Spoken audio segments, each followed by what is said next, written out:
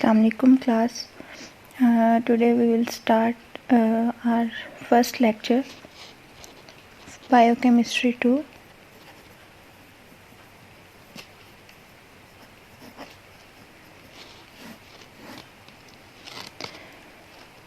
आज हमने टॉपिक पढ़ना है वो है ग्लाइकोलिसिस। लेकिन ग्लाइकोलिसिस से पहले हमें पता होना चाहिए मेटाबॉलिज्म क्या होता है। मेटाबॉलिज्म के बारे में आपने पहले भी पढ़ा हुआ है, सभी क्लासेस में आप पढ़ते आ रहे हो अब तक, 9, 10, first year, second year, BSc में भी पढ़ा होगा। मेटाबॉलिज्म क्या होता है? मेटाबॉलिज्म है all chemical reaction that take place within an organism in which complex molecules are broken down to produce energy and in which energy is used to build up complex molecule। मतलब जिसमें दो तरह के reaction होते हैं, एक तो होता है एनाबॉलिक, सेकंड है कैटाबॉलिक। एनाबॉलिक रिएक्शंस में क्या होता है? एनाबॉलिक रिएक्शन में हमारे पास स्मॉल मॉलिक्यूल मिलके लार्ज मॉलिक्यूल बनाते हैं। उसकी एग्जांपल हम ले सकते हैं protein, carbohydrates, lipids and nucleic acid. Catabolic reactions कौन से होते हैं? जिसमें लार्ज मॉलिक्यूल की ब्रेकडाउन होती है इनटू स्मॉल मॉलिक्यूल्स। इसकी एग्जांपल हम ले सकते हैं, अभी जो हमने टॉपिक पढ़ना है ग्लाइकोलिसिस का, उसमें ग्लूकोज कन्वर्ट हो रहा है पायरुवेट में।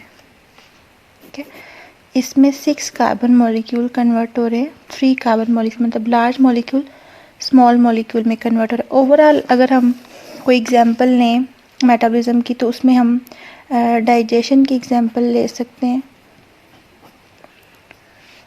और transport of substance between sales.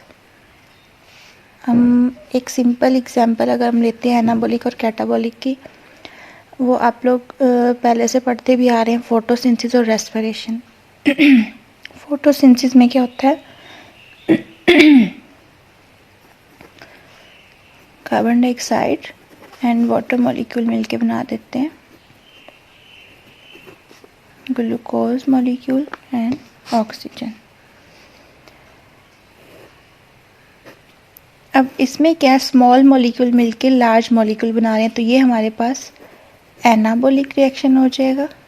ठीक है, ये है फोटोसिंथेसिस का। अगर इसी प्रोसेस को अगर हम रिवर्स देखें, अगर इसको हम कहें कि ग्लूकोज कन्वर्ट हो रहा है carbon dioxide and water molecule में, तो इसमें लार्ज मॉलिक्यूल स्मॉल में कन्वर्ट हो रहे हैं, तो इसे हम कहेंगे कैटाबॉलिक रिएक्शंस।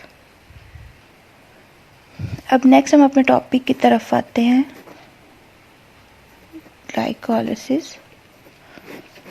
ग्लाइकोलिसिस एक ग्रीक वर्ड से निकला है, ग्लाइक्स विच मीन्स स्वीट, या फिर हम कह सकते हैं sugar, and lysis mean splitting या ब्रेकडाउन।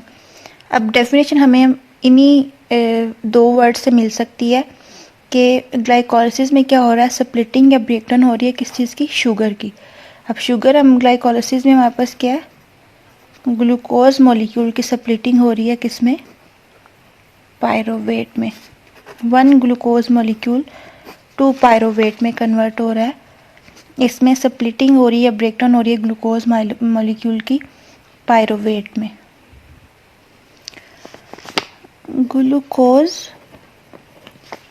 की अगर हम कहें ऑक्सीडेशन होती है ग्लाइकोलिसिस के थ्रू,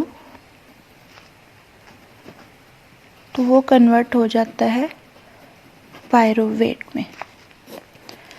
अगर इसकी ऑक्सीडेशन होती है पेंटोज 5 फॉस्फेट पाथवे के थ्रू, तो वो कन्वर्ट होता है ribose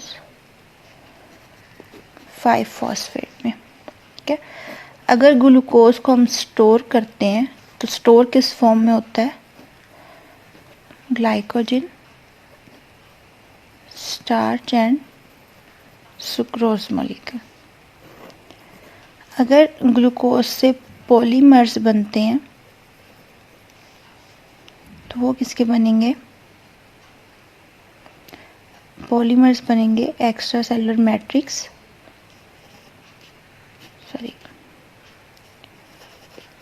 cell wall polysaccharide.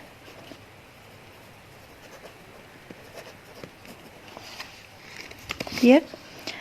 Glucose की ऑक्सीडेशन ग्लाइकोलिसिस के थ्रू होगी तो पायरुवेट में कन्वर्ट होगा। अगर ऑक्सीडेशन पेंटोज 5 फॉस्फेट पाथवे के थ्रू होगी तो राइबोज 5 फॉस्फेट बनेगा।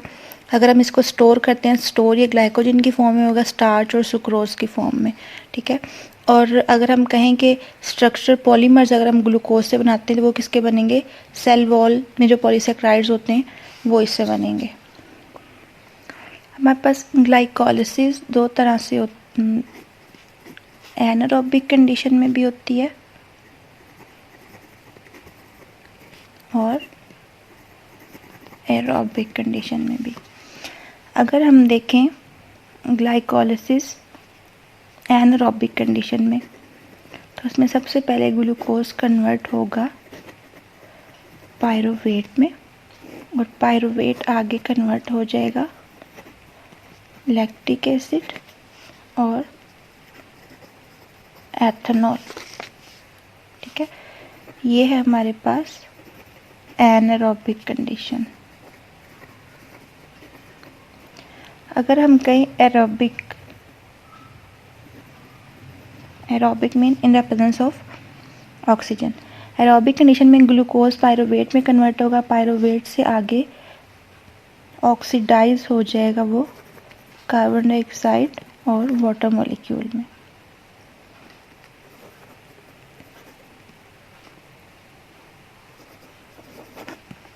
क्लियर? जो ग्लाइकोलिसिस है वो एनारोबिक और एरोबिक दोनों कंडीशन में हो सकती है। एनारोबिक मतलब जब हमारे पास ऑक्सीजन नहीं होती और एरोबिक जब ऑक्सीजन होती है। एनारोबिक कंडीशन में ग्लूकोज पायरुवेट में कन्वर्ट होगा, पायरुवेट आगे लैक्टिक एसिड और एथेनॉल में कन्वर्ट हो जाएगा। और एरोबिक कंडीशन में हमारे पास ग्लूकोज पायरुवेट में कन्वर्ट होगा, देन ऑक्सीडाइज हो जाएगा carbon dioxide and water molecule. Next है ग्लाइकोलिसिस की फेजेस।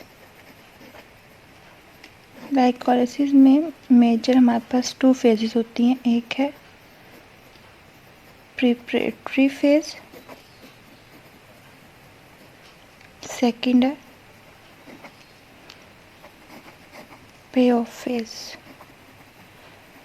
प्रिपरेटरी फेज में फर्दर 2 स्टेजेस है हमारे पास। एक है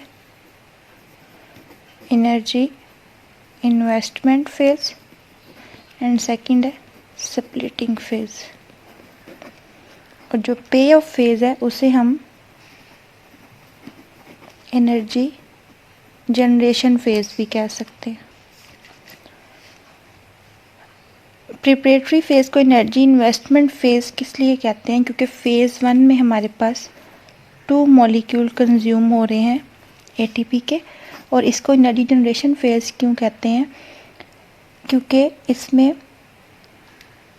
हमारे पास 4 मॉलिक्यूल बनते हैं एटीपी के। अगर हम ओवरऑल देखें ग्लाइकोलिसिस में 4 एटीपी बन रहे हैं, 2 कंज्यूम हो रहे हैं, 4 - 2 नेट हमारे पास जो प्रोडक्शन आ जाएगी एटीपी की वो होगी 2 एटीपी मॉलिक्यूल।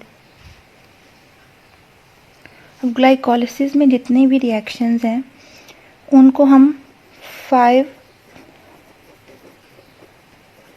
कैटेगरीज में डिवाइड करते हैं, मतलब उनमें 5 डिफरेंट टाइप के रिएक्शन हो रहे हैं। First one is reduction, second is oxidation. Reduction और ऑक्सीडेशन का तो आपको पहले भी पता है। रिडक्शन हमारे पास क्या है? रिडक्शन है हमारे पास loss of oxygen, addition of electron and addition of hydrogen atom. अब ऑक्सीडेशन हमारे पास क्या है? ये इसका रिवर्स है रिडक्शन का। इसमें है gain of oxygen, removal of electron and removal of hydrogen atom. अच्छा, रिमूवल ऑफ हाइड्रोजन एटम को हम एक और नाम भी देते हैं इस रिएक्शन को, उसे हम कहते हैं डिहाइड्रोजिनेशन। ठीक है, और इस रिएक्शन को जो एंजाइम कैटालाइज करता है उसे हम कहते हैं डिहाइड्रोजिनेज एंजाइम। थर्ड जो कैटेगरी है हमारे पास वो है फॉस्फोराइलेशन। फॉस्फोराइलेशन इसके नाम से पता चल रहा है कि फॉस्फेट ग्रुप ट्रांसफ़र हो रहा है। फोर्थ हमारे पास कैटेगरी है डीकार्बोक्सिलेशन। डीकार्बोक्सिलेशन में हम क्या कह सकते हैं कि इसमें रिमूवल ऑफ कार्बन एटम है।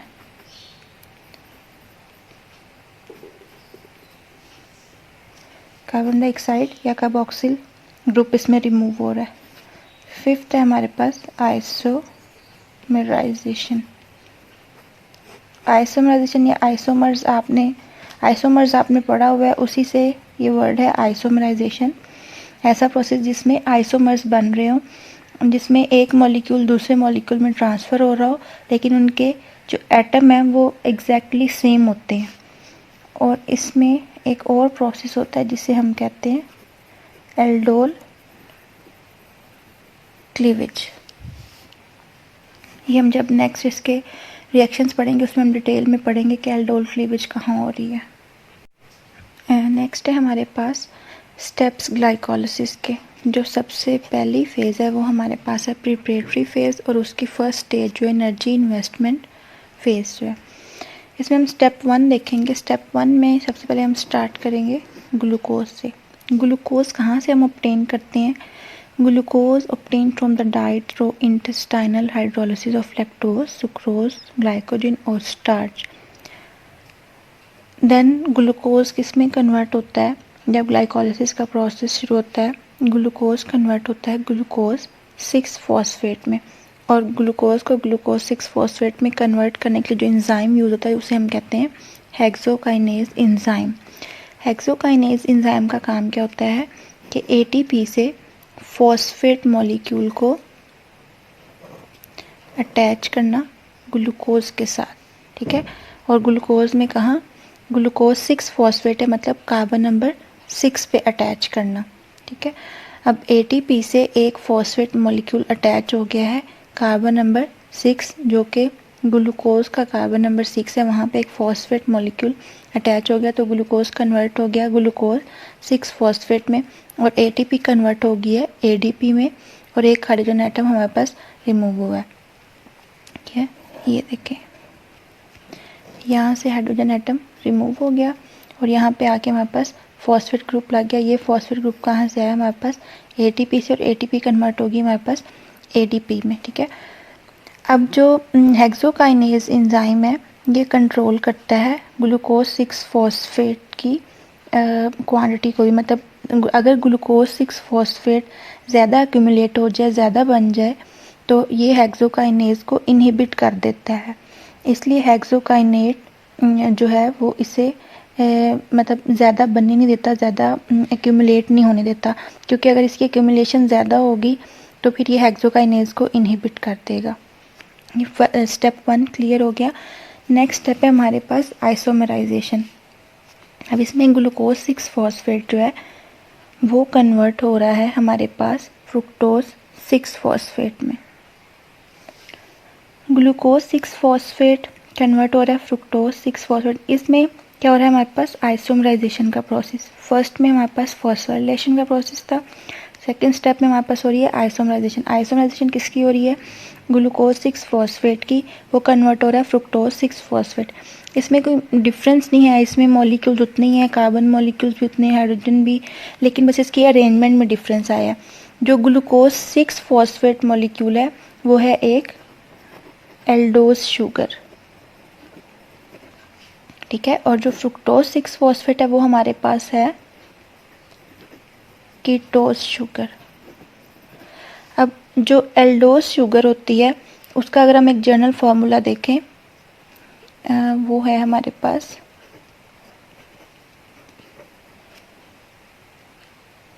कार्बन के साथ एक ऑक्सीजन, एक हाइड्रोजन और एक अल्काइल ग्रुप अटैच होता है। जो हमारे पास कीटोज शुगर है उसमें हमारे पास एक ऑक्सीजन, यहाँ पे भी एक ऑक्सीजन और एक अल्काइल ग्रुप, और यहाँ पे भी एक अल्काइल ग्रुप अटैच होता है। इसी तरह हमारे पास यहाँ ग्लूकोज है, हमारे पास एल्डोज शुगर है, और कीटोज हमारे पास फ्रुक्टोज हमारे पास कीटोज शुगर है। इसके स्ट्रक्चर को अगर हम ओपन करके देखें, ये तो साइक्लिक फॉर्म में अगर हम इसको ओपन करके देखें तो हमारे पास जो इतना पोर्शन है इसके स्ट्रक्चर का वो सेम है, ठीक है। यहाँ पे CH2OPO3 कार्बन के साथ हाइड्रोक्सिल और हाइड्रोजन एटम लगे हुए हैं, ठीक है, इसमें भी ऐसे ही है। अब जो ये वाला पोर्शन है, डिफरेंस हमारे पास सिर्फ यहाँ पे आया है उसकी अरेंजमेंट में। यहाँ पे भी कार्बन के साथ यहाँ कार्बन के साथ एक हाइड्रोक्सिल और एक हाइड्रोजन एटम है, क्योंकि ये हमारे पास एक एल्डोज शुगर है। उसके जनरल फॉर्मूले के अकॉर्डिंग अगर हम देखें, कार्बन के साथ एक हमारे पास ऑक्सीजन, एक हाइड्रोजन, और बाकी ये सारा हमारे पास एक अल्काइल ग्रुप अटैच है। यहाँ पे अगर हम देखें तो कीटोज शुगर के अकॉर्डिंग हमारे पास कार्बन के साथ ऑक्सीजन, और यहाँ पे हमारे पास एक अल्काइल ग्रुप, और यहाँ पे भी एक अल्काइल ग्रुप अटैच है। अब इसकी अरेंजमेंट में बस डिफरेंस आया है, मॉलिक्यूल सेम ही है, इसीलिए हम इसे कहते हैं एक दूसरे के आइसोमर्स। और इस प्रोसेस को भी हम कहेंगे ये आइसोमराइजेशन का प्रोसेस है। और इस प्रोसेस को कौन सा एंजाइम कैटालाइज करता है वो हमारे पास है फॉस्फोहेक्सोज आइसोमेरेज। क्लियर। अब नेक्स्ट जो प्रोसेस है, स्टेप है हमारे पास, वो है फॉस्फोरिलेशन। फॉस्फोरिलेशन में क्या हो रहा है? फ्रुक्टोज 6 फॉस्फेट कन्वर्ट हो रही है फ्रुक्टोज 1,6 बाईफॉस्फेट में। तो फ्रुक्टोज 6 फॉस्फेट मतलब 6 कार्बन पे एक फॉस्फेट ग्रुप अटैच है, और ये कन्वर्ट हो रहा है फ्रुक्टोज 1,6 बाईफॉस्फेट में। मतलब यहाँ पे हमारे पास कार्बन नंबर 1 के पास भी फॉस्फेट ग्रुप है और 6 के पास भी, और बाई का मतलब है 2 फॉस्फेट ग्रुप। अब फ्रुक्टोज 6 फॉस्फेट जब 1,6 बाईफॉस्फेट में कन्वर्ट होगा तो उसके लिए हमें फॉस्फोफ्रुक्टोकाइनेज एंजाइम की ज़रूरत होगी। ये इस रिएक्शन को कैटालाइज करेगा और हम एक ATP मॉलिक्यूल इसमें ऐड करेंगे। उस ATP मॉलिक्यूल का फॉस्फेट ग्रुप हमारे पास आ जाएगा कार्बन नंबर 1 पे, और ये ATP कन्वर्ट हो जाएगी ADP में, और यहाँ से हमारे पास एक हाइड्रोजन एटम भी रिमूव हो जाएगा। तो ये भी फॉस्फोरिलेशन का प्रोसेस है। इसमें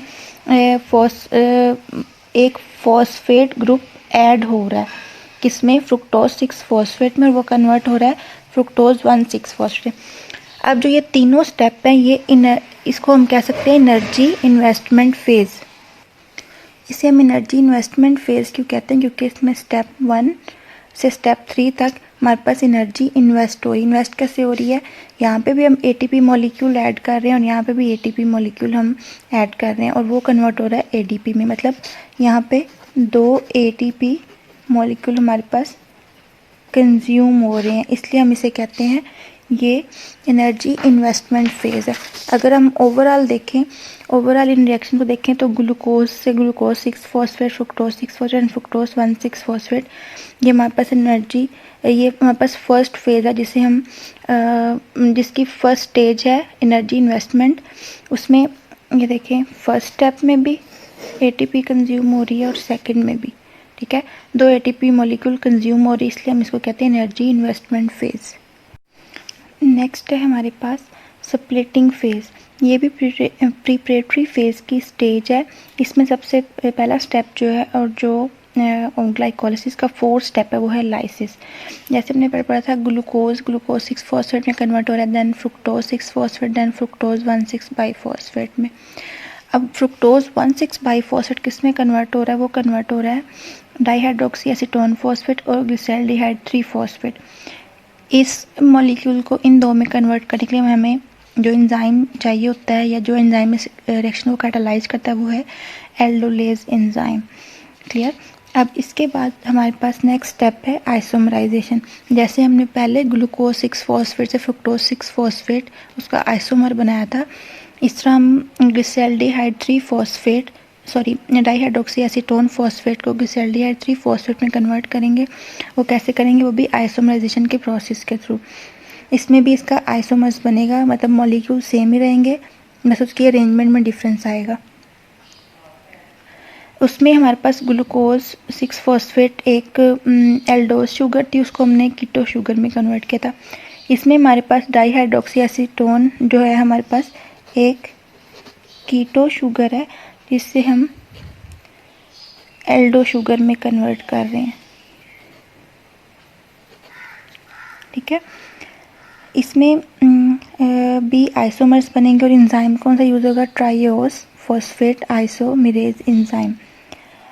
इसमें एक हाइड्रोजन जो है इस मतलब एंजाइम जो ट्राइओस फॉस्फेट आइसोमेरेज वो कैटालाइज करेगा conversion of ketose into aldose through the oxidation and reduction reaction, जिसमें हाइड्रोजन एटम जो है वो ट्रांसफ़र होगा फर्स्ट कार्बन एटम से सेकंड कार्बन एटम की तरफ। क्लियर? नेक्स्ट है हमारे पास पे ऑफ फेज, जिसे हम एक और नाम भी दे सकते हैं energy generation phase.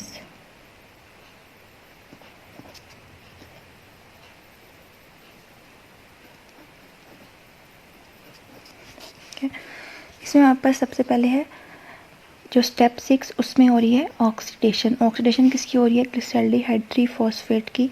Glyceraldehyde 3-फॉस्फेट convert हो रहा है 1,3-बाइफॉस्फोग्लिसरेट में। इसमें हमारे पास एक फॉस्फेट ग्रुप ऐड हो रहा है और हाइड्रोजन एटम रिमूव हो रहा है। ऑक्सीडेशन में क्या होता है? Removal of hydrogen atom. तो ग्लिसरॉल्डिहाइड में क्या हो रही है? ऑक्सीडेशन। और यहाँ पे हमने एक फॉस्फेट ग्रुप ऐड किया, फॉस्फेट ग्रुप हाइड्रोजन की जगह आ जाएगा और हाइड्रोजन यहाँ से रिमूव हो जाएगा, वो आके अटैच हो जाएगा NAD के साथ। और इस पूरे रिएक्शन को कैटालाइज जो करेगा वो एंजाइम है ग्लिसरॉल्डिहाइड 3-फॉस्फेट डिहाइड्रोजिनेज। ठीक है, डिहाइड्रोजनेशन का मतलब कि हमारे पास हाइड्रोजन एटम रिमूव हो रहा है और हाइड्रोजन की जगह हमारे पास ग्लिसरॉल्डिहाइड पे आके अटैच हो गया है एक फॉस्फेट ग्रुप। तो ये कन्वर्ट हो गया 1,3-बाइफॉस्फोग्लिसरेट। पहले हमारे पास कार्बन नंबर 3 पे था फॉस्फेट ग्रुप, फिर हमारे पास कार्बन नंबर 1 पे भी आ गया, इसलिए हम इसे कह देंगे 1,3-बाइफॉस्फोग्लिसरेट। नेक्स्ट है हमारे पास स्टेप नंबर 7। स्टेप नंबर 7 में क्या है? सबस्ट्रेट लेवल फॉस्फोरिलेशन हो रही है। सबस्ट्रेट लेवल फॉस्फोरिलेशन का मतलब क्या? सबस्ट्रेट लेवल फॉस्फोरिलेशन का मतलब है कि ADP के पास एक फॉस्फेट ग्रुप आ जाता है किसी फॉस्फोराइलेटेड कंपाउंड के थ्रू और वो कन्वर्ट हो जाता है आगे ATP में। ठीक है, 1,3-बाइफॉस्फोग्लिसरेट हमारे पास एक फॉस्फोरिलेटेड कंपाउंड है जिसके पास एक फॉस्फेट ग्रुप है। इसने रिएक्ट किया, मतलब इसमें ADP और 1,3-बाइफॉस्फोग्लिसरेट इस रिएक्शन को कैटालाइज किया फॉस्फोग्लिसरेट काइनेज एंजाइम ने। काइनेज एंजाइम का काम क्या होता है? इसका काम होता है फॉस्फेट ग्रुप को ट्रांसफ़र करना। अब इसने क्या करना है? यहाँ से फॉस्फेट ग्रुप को ADP में ट्रांसफ़र करना और ADP को कन्वर्ट कर देना ATP में, और 1,3-बाइफॉस्फोग्लिसरेट कन्वर्ट हो जाएगा 3-फॉस्फोग्लिसरेट में। ठीक है, मतलब कार्बन नंबर 1 से एक फॉस्फेट ग्रुप रिमूव होकर ADP के साथ अटैच हो गया, ATP आगे कन्वर्ट हो गया ATP में, और 1,3-बाइफॉस्फोग्लिसरेट कन्वर्ट हो गया हमारे पास 3-फॉस्फोग्लिसरेट में। नेक्स्ट है हमारे पास स्टेप नंबर 8। स्टेप नंबर 8 में है, इसमें फॉस्फोराइल ग्रुप ट्रांसफ़र हो रहा है, ये भी आइसोमराइजेशन का प्रोसेस है। अब इसमें क्या है? 3-फॉस्फोग्लिसरेट कन्वर्ट हो रहा है 2-फॉस्फोग्लिसरेट। 3-फॉस्फोग्लिसरेट में हमारे पास कार्बन नंबर 1, 2, 3 पे फॉस्फेट ग्रुप है, ये किधर कन्वर्ट हो गया? 3 से कार्बन नंबर 2 पे आ गया, मतलब इसकी पोजीशन चेंज हुई है। जो हमारे पास मॉलिक्यूल्स हैं वो सेम ही है, और इस रिएक्शन को जो कैटलाइज कर रहा है वो एंजाइम है फॉस्फोग्लिसरेट म्यूटेज एंजाइम। म्यूटेज एंजाइम का काम भी होता है कि उसने पोजीशन को चेंज करना होता है फॉस्फेट ग्रुप की। काइनेज एंजाइम ट्रांसफ़र करता है और म्यूटेज एंजाइम जो है वो पोजीशन को चेंज करता है। फॉस्फेट ग्रुप की पोजीशन कार्बन नंबर 3 से कार्बन नंबर 2 पे आ गई, इसलिए हम इसे कहते हैं 3 फॉस्फोग्लिसरेट कन्वर्ट हो गया 2 फॉस्फोग्लिसरेट में। और ये एक आइसोमराइजेशन का प्रोसेस है, ये एक दूसरे के आइसोमर्स हैं। नेक्स्ट है हमारे पास स्टेप नंबर 9, जिसमें डिहाइड्रेशन हो रही है। 2 फॉस्फोग्लिसरेट कन्वर्ट हो रहा है फॉस्फोइनोल पायरोवेट में। 2 फॉस्फोग्लिसरेट में हमारे पास डिहाइड्रेशन कैसे हो रही है, हमारे पास वाटर मॉलिक्यूल रिमूव हो रहा है, और इस रिएक्शन को कैटलाइज करने के लिए हमारे पास एनालिस एंजाइम है जो इसको कैटलाइज कर रहा है। 2 फॉस्फोग्लिसरेट में से जब वाटर मॉलिक्यूल रिमूव हो जाएगा तो हमारे पास आ जाएगा फॉस्फोइनोल पायरोवेट, जो कि एक हाई एनर्जी कंपाउंड है। ठीक है।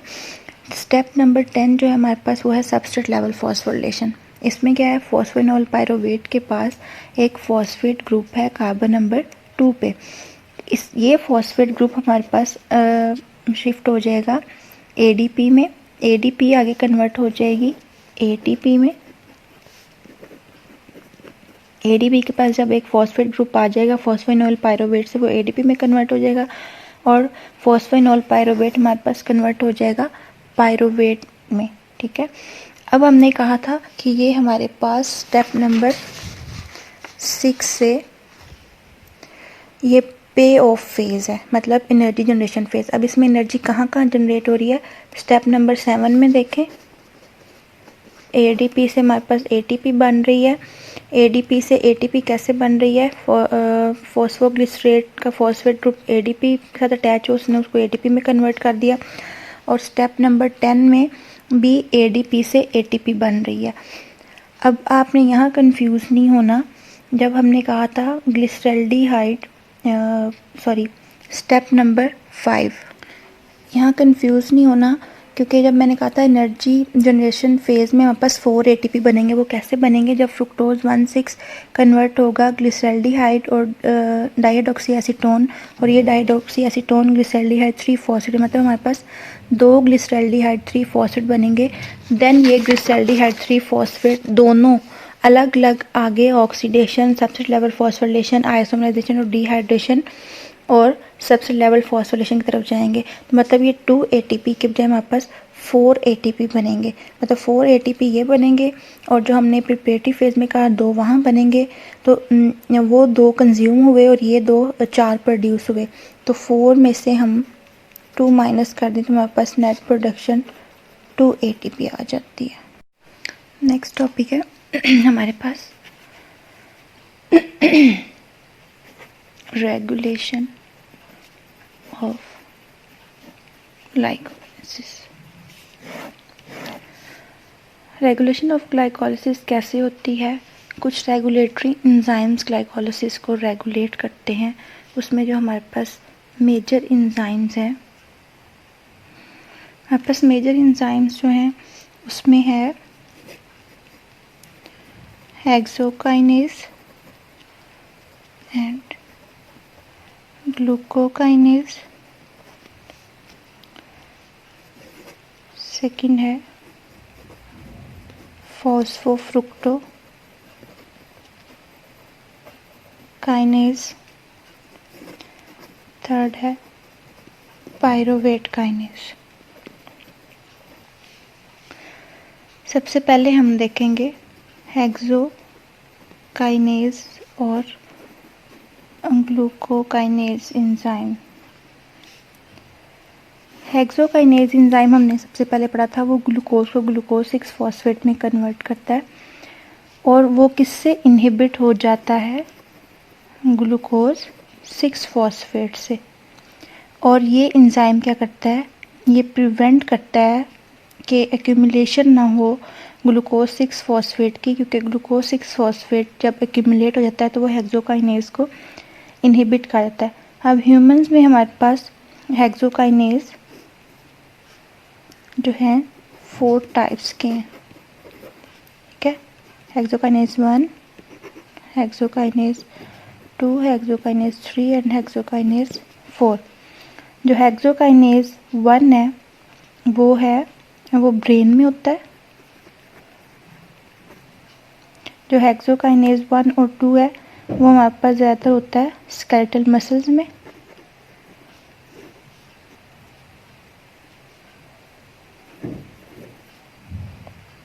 और जो हमारे पास हेक्सोकाइनेज 4 है उसको हम ग्लूकोकाइनेज भी कह देते हैं, और ये ज़्यादातर हमारे पास हिपैटोसाइट्स में होता है, हेपेटिक सेल्स में, मतलब लीवर सेल्स में, और बीटा सेल्स में भी होता है। ठीक है, नेक्स्ट एंजाइम हमारे पास है फॉस्फोफ्रुक्टोकाइनेज।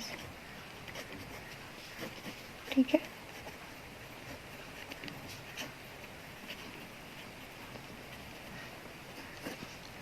ये भी ग्लाइकोलाइसिस को रेगुलेट करता है। ये एक इम्पोर्टेंट रेगुलेटरी एंजाइम है ग्लाइकोलाइसिस में,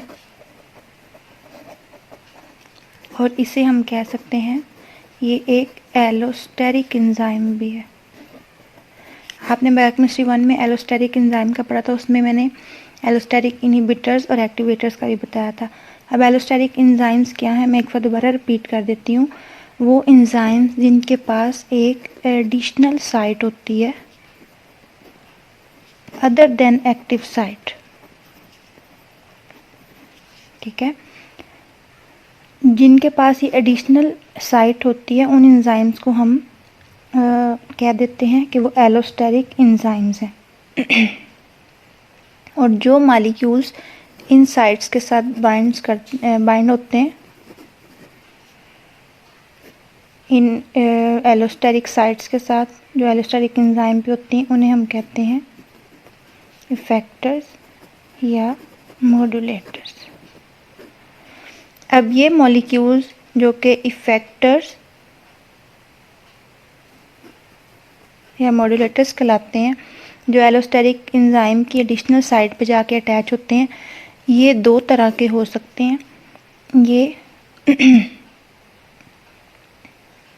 ये इफेक्टर्स एलोस्टेरिक इनहिबिटर के तौर पे भी काम कर सकते हैं और एलोस्टेरिक एक्टिवेटर के तौर पे भी काम कर सकते हैं। ठीक है, अब जो हमारे पास फॉस्फोफ्रुक्टोकाइनेज एंजाइम है, इसके जो इनहिबिटर्स हैं, जो एलोस्टेरिक इनहिबिटर्स हैं, क्योंकि ये एक एलोस्टेरिक एंजाइम है, इस पे कुछ ऐसी एडिशनल साइट्स हैं जिन पे आके इफेक्टर्स या मॉड्यूलेटर्स अटैच होते हैं। वो इफेक्टर्स या मॉड्यूलेटर्स जो इनहिबिटर के तौर पे काम करते हैं और इस एंजाइम को इनहिबिट कर देंगे, वो है हमारे पास ATP, citrate and hydrogen ion. ठीक है, और वो इफेक्टर्स या मॉड्यूलेटर्स जो एक्टिवेटर के तौर पे काम करते हैं और इस एंजाइम की एडिशनल साइट से अटैच होके इसको एक्टिवेट करेंगे, वो हैं एडीपी, एएमपी एंड फॉस्फेट। ठीक है, इसकी समझ आ गई। एलोस्टेरिक एंजाइम्स वो एंजाइम्स हैं जिनके पास एक एडिशनल साइट होती है, एक्स्ट्रा साइट होती है अदर देन एक्टिव साइट। उस साइट पे कुछ मॉलिक्यूल्स जाके अटैच होते हैं जिनको हम इफेक्टर्स या मॉड्यूलेटर्स कहते हैं। ये इफेक्टर्स या मॉड्यूलेटर्स जो होते हैं ये एलोस्टेरिक इनहिबिटर के तौर पे भी काम कर सकते हैं और एक्टिवेटर के तौर पे भी। अगर वो एज ए इनहिबिटर काम कर रहे हो तो वो इनहिबिट करेंगे उस एंजाइम को, और अगर वो एज ए एक्टिवेटर काम कर रहे हो तो उसको एक्टिवेट करेंगे। ठीक है, अब जो एज ए इनहिबिटर काम करते हैं इफेक्टर्स या मॉड्यूलेटर्स, वो हैं एटीपी, सिट्रेट और हाइड्रोजन आयन, और जो एज ए एक्टिवेटर काम करते हैं वो हैं एडीपी, एएमपी और फॉस्फेट ग्रुप। नेक्स्ट है हमारे पास pyruvate kinase enzyme. Pyruvate kinase enzyme जो होता है ये इनहिबिट हो जाता है एटीपी से और एक्टिवेट होता है फ्रुक्टोज 1,6 बाइफॉस्फेट से, ठीक है। अगर हम देखें पायरुवेट काइनेज एंजाइम एक्टिव किस फॉर्म में होता है और इनएक्टिव किस फॉर्म में होता है, ये एक्टिव होता है डीफॉस्फोरेटेड फॉर्म में और इनएक्टिव होता है फॉस्फोराइलेटेड फॉर्म में। डीफॉस्फोरेटेड का मतलब है उसमें से फॉस्फेट ग्रुप रिमूव हो गया और फॉस्फोरेटेड का मतलब है उसमें फॉस्फेट ग्रुप अटैच हो गया। पायरुवेट काइनेज डीफॉस्फोरेटेड फॉर्म में एक्टिव होगा और फॉस्फोरेटेड फॉर्म में इनएक्टिव होगा। अब अगर हम एनर्जी यील्ड देखें ग्लाइकोलिसिस की,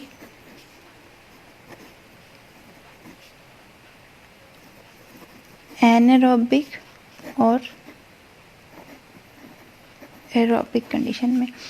एनारोबिक जो हमने पूरा प्रोसेस ये पढ़ा, ये एक एनारोबिक ग्लाइकोलिसिस थी। इसमें हमने देखा था कि जो 2 ATP मॉलिक्यूल बनते हैं हमारे पास प्रिपरेटिव फेज में, सॉरी कंज्यूम होते हैं, और 4 ATP बनते हैं सेकंड जो फेज है, ठीक है, ये प्रोड्यूस हो रहे हैं।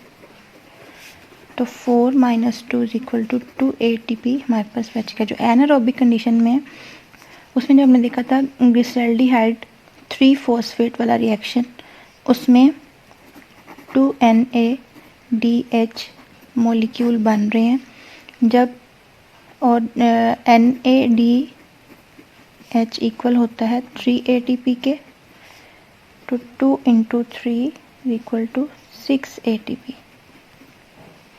ठीक है। तो अगर हम ओवरऑल देखें तो हमारे पास टोटल ATP अगर हम एरोबिक और एनारोबिक दोनों के देखें तो 6 + 2 8 ATP मॉलिक्यूल बनेंगे। ये आपको टॉपिक यहाँ पे कवर हो गया है, इसको अच्छे से सुन लें और जो कोई क्वेश्चन हो आप बाद में कर लीजिएगा। Thank you.